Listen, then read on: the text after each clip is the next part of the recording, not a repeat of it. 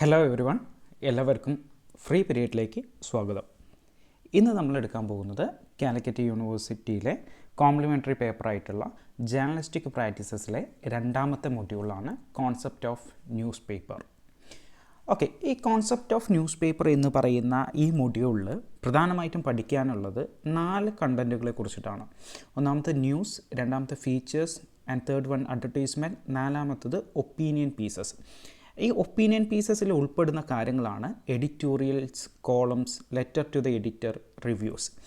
ഈ തുടങ്ങിയിട്ടുള്ള 4 കാര്യങ്ങളും ആ ഒപ്പീനിയൻ പീസസ് എന്ന് പറയുന്നതിൻ്റെ സബ് ടോപ്പിക്കുകളായിട്ടുള്ള editorials, columns, letter to the editor, reviews തുടങ്ങിയുള്ള കാര്യങ്ങളാണ് നമ്മൾ ഈ മൊഡ്യൂളിൽ ഡിസ്കസ് ചെയ്യുന്നത്. അതായത് ഒരു ന്യൂസ് പേപ്പറിൽ പ്രധാനമായിട്ടും ഉൾപ്പെടുന്ന കോണ്ടൻറ്റുകളാണ് ഏതൊക്കെ പറയുന്നത്. ന്യൂസ് ഉണ്ടായിരിക്കും, ഫീച്ചേഴ്സ് ഉണ്ടായിരിക്കും, അഡ്വർടൈസ്മെൻറ്റുകൾ ഉണ്ടായിരിക്കും, ഒപ്പീനിയൻ പീസസുകൾ ഉണ്ടായിരിക്കും. ഇനി നമ്മൾ ആദ്യമായിട്ടും ഡിസ്കസ് ചെയ്യുന്നത് ന്യൂസിനെ കുറിച്ചിട്ടാണ്. ന്യൂസിന് ഡിക്ഷണറിയിൽ കൊടുക്കുന്ന മീനിങ് എന്ന് പറയുന്നത് the dictionary meaning of news is newly received or noteworthy information especially about recent events. അതായത് ഡിക്ഷണറികളിൽ ന്യൂസ് എന്ന് പറഞ്ഞു കഴിഞ്ഞാൽ കൊടുത്തിട്ടുള്ള കാര്യം എന്താണെന്ന് വെച്ച് കഴിഞ്ഞാൽ ഒരു റീസെൻ്റ് ആയിട്ടുള്ള നമ്മൾ അറിയാത്ത ഒരു ഇവൻറ്റിനെ കുറിച്ചുള്ള കാര്യത്തെയാണ് എന്തെന്ന് വിളിക്കുന്നത്, ന്യൂസ് എന്ന് വിളിക്കുന്നത് എന്നാണ് ഡിക്ഷണറി മീനിങ് ആയിട്ട് പറയുന്നത്. എന്നാൽ കുറച്ച് ഡെഫിനിഷൻസ് നിങ്ങളുടെ ടെക്സ്റ്റ് ബുക്കിൽ കൊടുത്തിട്ടുണ്ട്. അതിൽ an account a recent event that not known previously, നിങ്ങൾക്ക് മുന്നേ അറിയാത്ത പുതിയൊരു കാര്യത്തെ, റീസെൻ്റ് ആയിട്ടുള്ള ഇവൻറ്റിനെ കുറിച്ച് നിങ്ങൾക്ക് മുന്നേ അറിയാത്ത ഒരു കാര്യത്തിനെയാണ് എന്തെന്ന് വിളിക്കുന്നത്, ന്യൂസ് എന്ന് വിളിക്കുന്നത്. രണ്ടാമത്തെ ഡെഫിനേഷനായിട്ട് പറയുന്നത് എന്താണ്, news is the report of recent events or occurrence brought or coming to one's as new information, new occurrence as a subject of report or talk. Oxford ഡിക്ഷണറിയിൽ കൊടുത്തിട്ടുള്ളതാണ്. എന്ന് വെച്ച് കഴിഞ്ഞാൽ എന്താ, ന്യൂസ് എന്ന് പറയുന്നത് ഒരു റിപ്പോർട്ടാണ്. റിപ്പോർട്ട് എന്തിനെക്കുറിച്ചുള്ള, റീസെൻറ്റ് ഇവൻറ്റ്സ്, പുതുതായിട്ട് അല്ലെങ്കിൽ റീസെൻ്റായിട്ട് ഈ അടുത്തതായിട്ട് നടന്നിട്ടുള്ള ഒരു കാര്യത്തെക്കുറിച്ചിട്ടുള്ള ഒരു റിപ്പോർട്ടായിരിക്കാം, അല്ലെങ്കിൽ ഒരു ഒക്യൂറൻസ്, എന്തെങ്കിലും ഒരു സംഭവത്തെക്കുറിച്ചുള്ള, എന്തെങ്കിലും വരാനിരിക്കുന്ന കാര്യങ്ങളെക്കുറിച്ചിട്ടുള്ള വാർത്തകളായിരിക്കാം.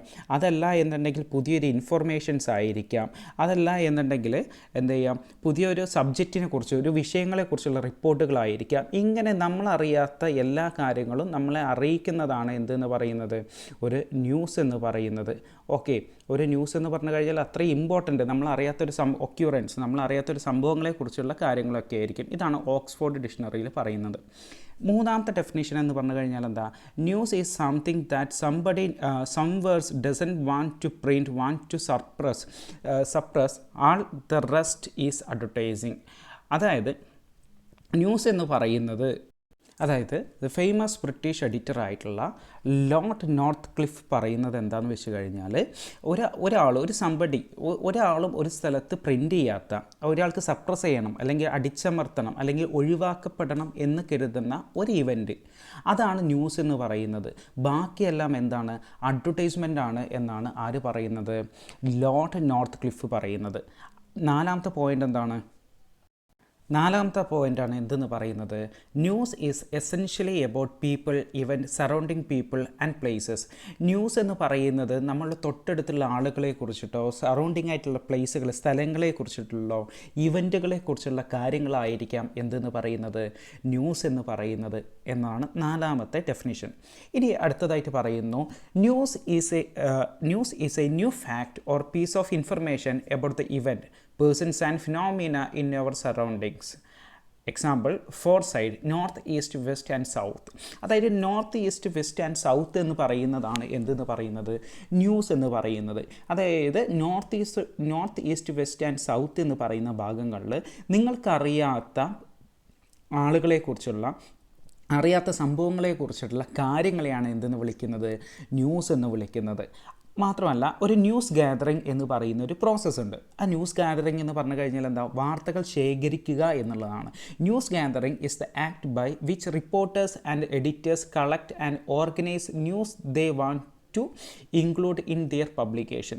ഒരു ന്യൂസ് ഗ്യാതറിംഗ് എന്ന് പറയുന്നത് റിപ്പോർട്ടേഴ്സും എഡിറ്റേഴ്സും തമ്മിലുള്ള ഒരു ഓർഗനൈസേഷനാണ്, അല്ലെങ്കിൽ അവർ തമ്മിൽ ഒരുമിച്ച് കൊണ്ടുള്ള ഒരു പ്രവർത്തനമാണ്, വാർത്തകൾ ശേഖരിക്കുന്ന പ്രവർത്തനമാണ് എന്തെന്ന് പറയുന്നത് ന്യൂസ് ഗ്യാതറിംഗ് എന്ന് പറയുന്നത്. ഈ റിപ്പോർട്ടേഴ്സും ഈ എഡിറ്റേഴ്സും ഇവർ ഒരുമിച്ച് നിന്ന് പ്രവർത്തിക്കുന്നത് അവരുടെ പബ്ലിക്കേഷന് വേണ്ടിയിട്ട്, അവരുടെ പ്രസിദ്ധീകരണത്തിന് വേണ്ടിയിട്ട്, വാർത്തകൾ കണ്ടെത്തുന്നതിന് വേണ്ടിയിട്ടാണ്. ഇത്തരത്തിലുള്ള പ്രവർത്തനമാണ് എന്തെന്ന് പറയുന്നത് ന്യൂസ് ഗ്യാതറിംഗ് എന്ന് പറയുന്നത്. ഇനി ടൈപ്സ് ഓഫ് ന്യൂസുകളാണ്. ഏതൊക്കെ രീതിയിലുള്ള ടൈപ്സ് ഓഫ് ന്യൂസുകളാണ് നമുക്കുള്ളത്? ഒന്നാമത്തെ ഇൻ്റർപ്രറ്റീവ് ന്യൂസുകളാണ്. ഇൻ്റർപ്രിട്ടേഷൻ എന്ന് പറഞ്ഞു കഴിഞ്ഞാൽ എന്താ? കൂടുതലായിട്ടും ആഴത്തിലുള്ള പഠനം എന്നുള്ളതാണ് ഉദ്ദേശിക്കുന്നത്. എന്ന് വെച്ച് കഴിഞ്ഞാൽ this type of news goes beyond just presenting fact. It is adds context, analysis and explanations to help the reader understand the deeper meaning or significance of the event. അതായത് ഒരു റീഡർക്ക് ഒരു വാർത്ത അതിനെ ആഴത്തിൽ മനസ്സിലാക്കുന്നതിന് വേണ്ടി സാധിക്കുന്ന ഒരു തരം റിപ്പോർട്ടിംഗ് ആണ് ഏതെന്ന് പറയുന്നത് ഇൻ്റർപ്രിറ്റീവ് ന്യൂസുകൾ എന്ന് പറയുന്നത്. എന്ന് വെച്ച് കഴിഞ്ഞാൽ വയനാട് ഒരു ദുരന്തം നടന്നിട്ടുണ്ടായിരുന്നു. ഈ വയനാട് ദുരന്തത്തെക്കുറിച്ച് അത് എന്തുകൊണ്ടാണ് സംഭവിച്ചത്, അത് സംഭവിക്കാനുള്ള കാരണങ്ങൾ എന്തൊക്കെയാണ് എന്നതിനെക്കുറിച്ചുള്ള ആഴത്തിലുള്ള ഒരു പ്രസൻറ്റേഷൻ, ഒരു വിവരണമായിരിക്കും എന്തെന്ന് പറയുന്നത് ഇൻ്റർപ്രിറ്റീവ് ന്യൂസുകൾ എന്ന് പറയുന്നത്.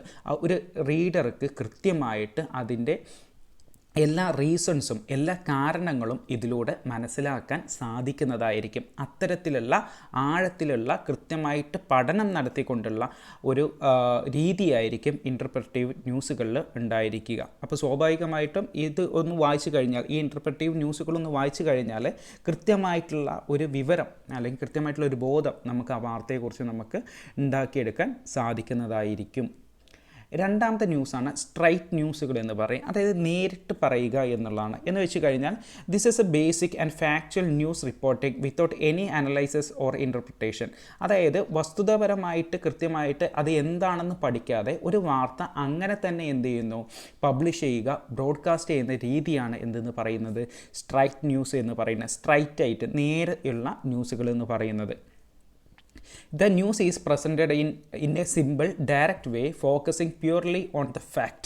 ഫാക്റ്റുകൾ എന്താണോ നിങ്ങൾ അറിഞ്ഞിട്ടുള്ള കാര്യങ്ങൾ അത് മാത്രം ജനങ്ങളിലേക്ക് എത്തിക്കുക എന്നുള്ളതായിരിക്കും എന്തെന്ന് പറയുന്നത് സ്ട്രൈറ്റ് ന്യൂസുകൾ എന്ന് പറയുന്നത്. നിങ്ങൾ കേട്ടിട്ടുള്ളൊരു വിവരം അത് നേരെ പബ്ലിഷ് ചെയ്യുന്നു. അപ്പോൾ സ്വാഭാവികമായിട്ടും അതിനെക്കുറിച്ചുള്ള ആഴത്തിലുള്ളൊരു പഠനം നിങ്ങൾ നടത്തിയിട്ടുണ്ടാവില്ല ഏതിൽ സ്ട്രൈറ്റ് ന്യൂസിൽ. ഓക്കെ, അടുത്ത ഒരു ന്യൂസാണ് അൺപ്രഡിക്റ്റബിൾ ന്യൂസുകൾ എന്ന് പറയും. അൺപ്രഡിക്റ്റബിൾ, ഒട്ടും പ്രെഡിക്റ്റ് ചെയ്യാൻ കഴിയാത്ത ന്യൂസുകളാണ് അൺപ്രഡിക്റ്റബിൾ എന്ന് പറയുന്നത്. ഒരു അർജൻറ്റായിട്ടുള്ള, ഒരു ഇമ്മീഡിയറ്റ് ആയിട്ട് പെട്ടെന്ന് നടക്കുന്ന ന്യൂസുകളാണ് എന്തെന്ന് പറയുന്നത് അൺപ്രഡിക്റ്റബിൾ ന്യൂസുകൾ എന്ന് പറയുന്നത്. വയനാട്ടിൽ ഒരു ദുരന്തം സംഭവിക്കും എന്നുള്ളത് നമ്മൾ ഒരിക്കലും എന്ത് ചെയ്തിട്ടില്ല, നമ്മൾ വിചാരിച്ചിട്ടില്ല. അതൊരു അൺപ്രഡിക്റ്റബിളായിട്ട് നടന്നിട്ടുള്ളതാണ്. അപ്പോൾ ഇത്തരത്തിൽ വരുമ്പോൾ നമുക്ക് സ്വാഭാവികമായിട്ടും പല രീതികളിലും നമ്മൾ വാർത്തകൾ നൽകേണ്ടി വരും. അപ്പോൾ ഒരു ബ്രേക്കിംഗ് ന്യൂസുകളാണ് ഏതെന്ന് പറയുന്നത് അൺപ്രഡിക്റ്റബിൾ ന്യൂസുകൾ എന്ന് പറയുന്നത്. This refers to news about event that happen suddenly without any warning. ഒരു വാർണിങ്ങുകളോ അല്ലെങ്കിൽ നമുക്കൊരു മുന്നൊരുക്കങ്ങളോ ഇല്ലാതെ നടക്കുന്ന വാർത്തകളാണ് എന്തെന്ന് പറയുന്നത് അൺപ്രഡിക്റ്റബിൾ ന്യൂസുകൾ എന്ന് പറയുന്നത്. അതായത് such as natural disasters, accidents or breaking political events. ഇപ്പോൾ ഉദാഹരണത്തിന് ഒരു മുഖ്യമന്ത്രി രാജിവെക്കുന്നു എന്ന് കരുതുക, അല്ലെങ്കിൽ ഒരു രാഷ്ട്രീയ നേതാവ് മരണപ്പെടുന്നു, അല്ലെങ്കിൽ ഒരു ആക്സിഡൻറ്റ് സംഭവിക്കുന്നു തുടങ്ങിയിട്ട്, അല്ലെങ്കിൽ ഡിസാസ്റ്റേഴ്സ് നമ്മൾ നേരത്തെ പറഞ്ഞു വയനാട് ദുരന്തം പോലെയുള്ള ദുരന്തങ്ങൾ, ഇതൊക്കെയാണ് അൺപ്രഡിക്റ്റബിൾ ന്യൂസുകൾ എന്ന് പറയുന്നത്. അപ്പോൾ സ്വാഭാവികമായിട്ടും this types of news requires immediate coverage. അപ്പോൾ ഇത്തരത്തിലുള്ള ന്യൂസുകൾക്ക് എന്ത് വേണം, ഇമ്മീഡിയറ്റ് ആയിട്ട് പെട്ടെന്ന് തന്നെ ഈ വാർത്തകൾ ശേഖരിക്കേണ്ടി വരും. ഇത്തരത്തിലുള്ള കാര്യങ്ങളാണ് എന്തെന്ന് പറയുന്നത് അൺപ്രഡിക്റ്റബിൾ ന്യൂസുകൾ എന്ന് പറയുന്നത്. ആൻഡ് മറ്റു രീതിയിലും കൂടി എന്ത് ചെയ്യാം, ന്യൂസുകളെ തരംതിരിക്കാവുന്നതാണ്. നമ്മൾ ട്രഡീഷണലി തരംതിരിക്കുന്ന രീതിയാണ് ഹാർഡ് ന്യൂസുകളും സോഫ്റ്റ് ന്യൂസുകളും എന്ന് പറയുന്നത്. എല്ലാ സമയത്തും ക്വസ്റ്റ്യൻ വരുന്ന ഒരു ക്വസ്റ്റ്യൻ വരുന്ന രീതിയും കൂടിയാണ് എന്തെന്ന് പറയുന്ന ഹാർഡ് ന്യൂസുകളും സോഫ്റ്റ് ന്യൂസുകളും. ഹാർഡ് ന്യൂസ് എന്ന് പറഞ്ഞു കഴിഞ്ഞാൽ this type of news includes serious and important and timely events. എന്ന് വെച്ച് കഴിഞ്ഞാൽ വളരെ സീരിയസ് ആയിട്ടുള്ള, വളരെ ഇമ്പോർട്ടൻ്റ് ആയിട്ടുള്ള ന്യൂസുകളാണ്. ഉദാഹരണത്തിന് പറയുകയാണെന്നുണ്ടെങ്കിൽ നിപ്പ വരുന്നു, അല്ലെങ്കിൽ ഇപ്പോൾ കോവിഡ് വരുന്നത്, ഇതൊക്കെ വളരെ ഹാർഡായിട്ടുള്ള, വളരെ സീരിയസ് ആയിട്ടുള്ള വാർത്തകളാണ്. ഇത്തരത്തിലുള്ള ന്യൂസുകളെയാണ് ഹാർഡ് ന്യൂസുകൾ എന്ന് പറയുന്നത്. ഇപ്പോൾ ഉദാഹരണത്തിന് പൊളിറ്റിക്കൽ ഇവൻറ്റുകൾ നൽകുന്നു, അല്ലെങ്കിൽ ആക്സിഡൻറ്റ് നടക്കുന്നു, അല്ലെങ്കിൽ ക്രൈമുകൾ, എന്തെങ്കിലും കൊലപാതകങ്ങൾ നടക്കുന്നു, നാച്ചുറൽ ഡിസാസ്റ്റേഴ്സ്, പ്രകൃതി ദുരന്തങ്ങൾ നടക്കുന്നു.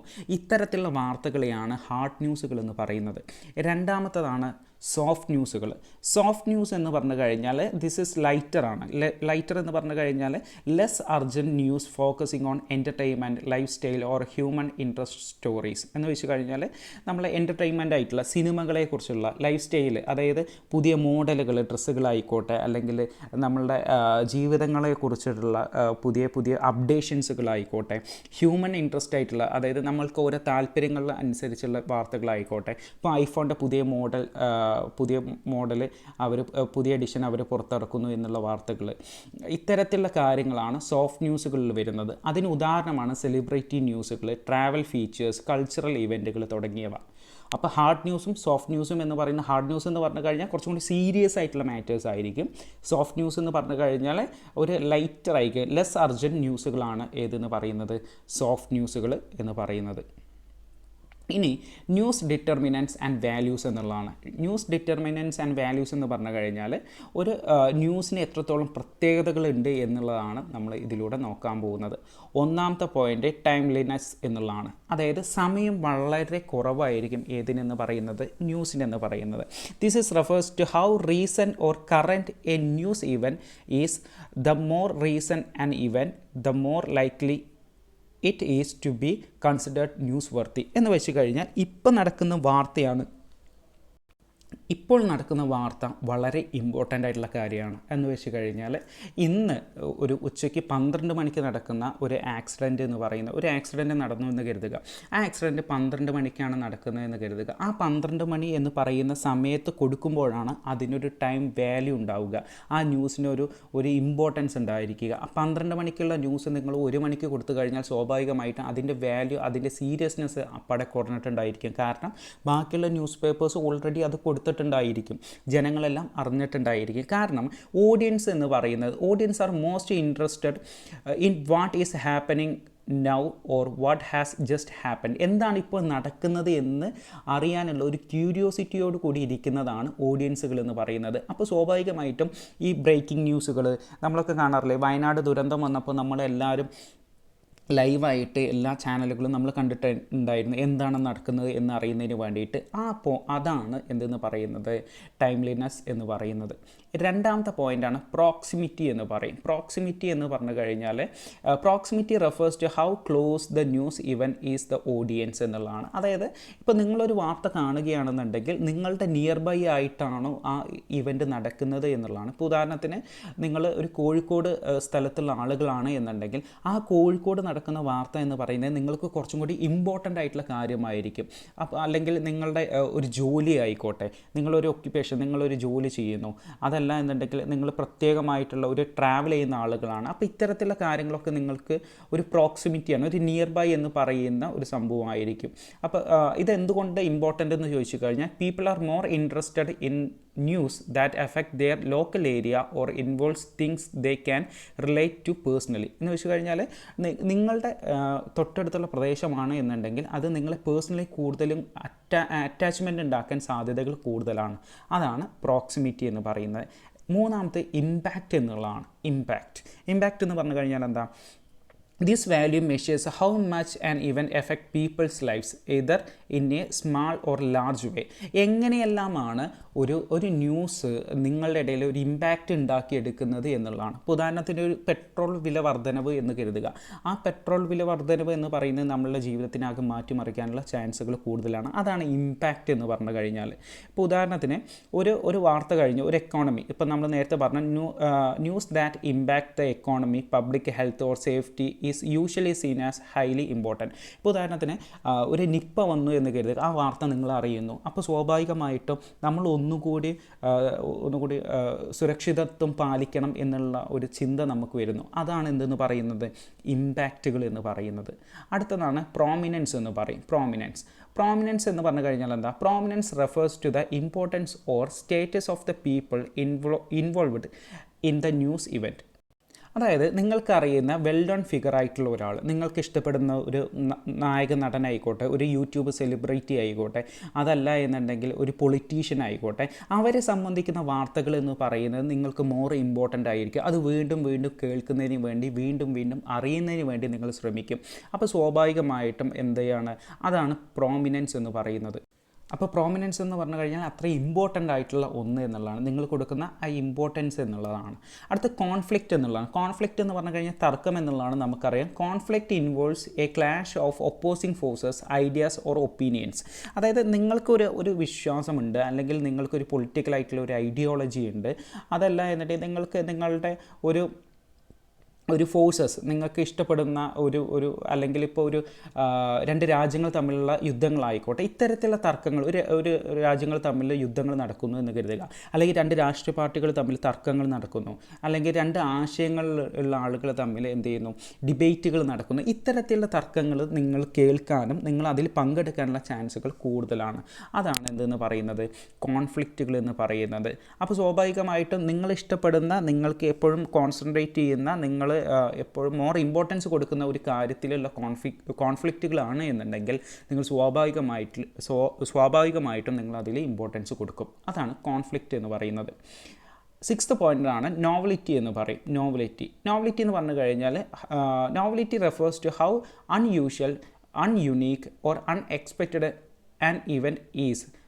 The more out of the ordinary something is the more newsworthy it becomes. അതായത് ഒരു നായ ഒരു മനുഷ്യനെ കടിക്കുക എന്ന് പറഞ്ഞു കഴിഞ്ഞാൽ അതൊരു വാർത്തയല്ല. പക്ഷേ ഒരു നായ മനുഷ്യനെ കടിക്കുക എന്ന് പറഞ്ഞു കഴിഞ്ഞാൽ അതെന്താണ്, അതൊരു വാർത്തയാണ്. അതാണ് നോവലിറ്റി എന്ന് പറയുന്നത്. സാധാരണയായി സംഭവിക്കാത്ത കാര്യങ്ങളാണ് എന്തെന്ന് പറയുന്നത്, നോവലിറ്റി എന്ന് പറയുന്നത്. നിങ്ങൾക്ക് ഒരിക്കലും ഇതിങ്ങനെ സംഭവിക്കാൻ ചാൻസ് ഇല്ലല്ലോ എന്ന് നമ്മൾ കരുതുന്ന വാർത്തകളാണ് എന്തെന്ന് പറയുന്നത്, നോവലിറ്റി എന്ന് പറയും. നമുക്കൊരു ക്യൂരിയോസിറ്റി ഉണ്ടാക്കിയെടുക്കുന്ന വാർത്തകൾ.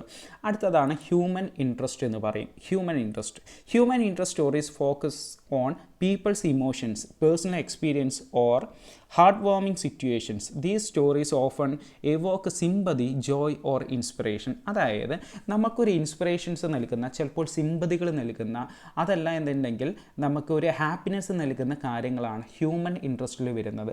ഇപ്പോൾ ഉദാഹരണത്തിന് നമ്മൾക്ക് എന്ത് ചെയ്യുന്നു, ഒരു നടക്കാൻ കഴിയാത്ത ഒരാൾ, അയാൾ മാരത്തണിൽ ഓടിയിട്ട് എന്ത് ചെയ്യുന്നു, വിജയിക്കുന്നു തുടങ്ങിയിട്ടുള്ള വാർത്തകൾ, ഇത്തരത്തിലുള്ള കാര്യങ്ങളാണ് ഹ്യൂമൻ ഇൻട്രസ്റ്റ് സ്റ്റോറീസ് എന്ന് പറയുന്നത്. ആ ഹ്യൂമൻ ഇൻട്രസ്റ്റ് സ്റ്റോറീസിൽ സ്വാഭാവികമായിട്ടും നമ്മൾ കൂടുതൽ അറ്റൻഷൻസ് കൊടുക്കും. നമുക്കത് ചില സമയത്ത് ഭയങ്കര ഇൻസ്പിറേഷണലായിട്ട് തോന്നാം, ചില സമയത്ത് നമുക്ക് അയ്യോ പാവം ഭയങ്കര സിമ്പതി തോന്നാം. ഇത്തരത്തിലുള്ള കാര്യങ്ങളാണ് ഹ്യൂമൻ ഇൻട്രസ്റ്റ് സ്റ്റോറീസ് എന്ന് പറയുന്നത്. 8th പോയിൻ്റാണ് കറൻസി എന്ന് പറഞ്ഞു കഴിഞ്ഞാൽ പണം എന്നുള്ളതാണ്. സ്വാഭാവികമായിട്ടും ഈ ബജറ്റുകളും കാര്യങ്ങളൊക്കെ പ്രഖ്യാപിക്കുന്ന സമയത്ത്, ഇപ്പോൾ നാഷണൽ ബജറ്റുകളായിക്കോട്ടെ, സ്റ്റേറ്റ് ബജറ്റുകളായിക്കോട്ടെ, മുനിസിപ്പൽ ബജറ്റുകളായിക്കോട്ടെ, ഇത്തരത്തിലുള്ള കാര്യങ്ങൾ നമുക്ക് എന്ത് ചെയ്യാറുണ്ട്, എഫക്റ്റ് ചെയ്യാറുണ്ട്. കാരണം നമ്മൾ കൂടുതൽ ശ്രദ്ധ കൊടുക്കും, ഏതൊക്കെ കാര്യങ്ങൾക്കാണ് വില കൂടുന്നത്, ടാക്സ് കൂടുന്നത് തുടങ്ങിയുള്ള കാര്യങ്ങൾ നമ്മൾ ശ്രദ്ധിക്കാറുണ്ട്. അടുത്ത് ഡ്രാമ എന്ന് പറഞ്ഞു കഴിഞ്ഞാൽ എന്താണ്, drama adds an element of excitement or suspense to a story. It may involve high stake events, intense emotions or unpredictable outcomes. എന്ന് വെച്ച് കഴിഞ്ഞാൽ നമ്മൾക്ക് ഒരിക്കലും പ്രതീക്ഷിക്കാത്ത ഔട്ട്കമ്മുകൾ തരുന്ന, നമ്മൾ ഒട്ടും പ്രതീക്ഷിക്കാത്ത വാർത്തകൾ വരുന്ന കാര്യങ്ങളെയാണ് ഡ്രാമാസ് എന്ന് പറയുക. സ്വാഭാവികമായിട്ടും ചിലപ്പോൾ ഫ്രീക്വൻ്റ് ആയിട്ട് ഇങ്ങനെ നടന്നുകൊണ്ടിരിക്കുന്ന കാര്യങ്ങളിൽ പെട്ടെന്നൊരു ചേഞ്ച് വരുന്നു. ഇത്തരത്തിലുള്ള കാര്യങ്ങളാണ് എന്തെന്ന് പറയുന്നത്, ഡ്രാമ എന്ന് പറയുന്നത്. നമുക്ക് ഒന്നുകൂടി അതിൽ കുറച്ചും കൂടി എൻഗേജ്ഡ് ആയിരിക്കും. നമ്മൾ ആ ന്യൂസുകൾ എപ്പോഴും നാളെ ആ ന്യൂസിന് എന്ത് സംഭവിക്കുന്നു, അല്ലെങ്കിൽ തൊട്ടടുത്ത നിമിഷം ആ ന്യൂസിന് എന്ത് സംഭവിക്കുന്നു എന്നുള്ള കാര്യം നമ്മൾ എന്ത് ചെയ്യും, അതിലൂടെ ചിന്തിക്കാറുണ്ട്. അടുത്ത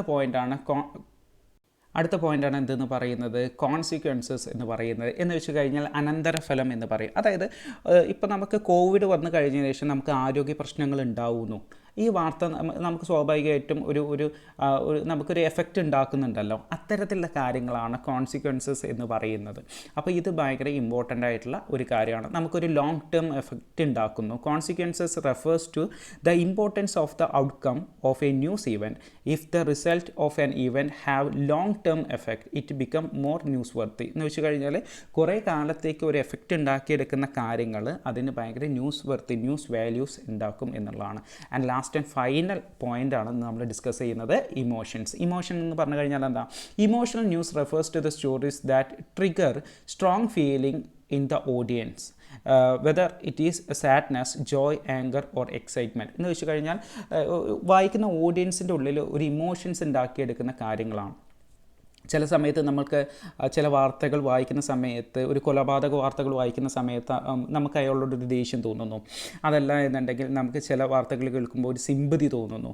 ഇത്തരത്തിലുള്ള കാര്യങ്ങളാണ് എന്തെന്ന് പറയുന്നത്, ഇമോഷൻസ് എന്ന് പറയുന്നത്. ഓക്കെ, അപ്പോൾ ഇന്ന് നമ്മൾ ചർച്ച ചെയ്തിട്ടുള്ളത് ന്യൂസുകളെ കുറിച്ചിട്ടുള്ളതാണ്. ഈ ന്യൂസുകൾ ക്ലാസ്സുകൾ എല്ലാവർക്കും മനസ്സിലായി എന്ന് കരുതുന്നു. അപ്പോൾ ഇതിൻ്റെ ബാക്കി ഭാഗങ്ങൾ അടുത്ത പാർട്ടിലായിട്ട് അപ്ലോഡ് ചെയ്യുന്നതാണ്. Thank you.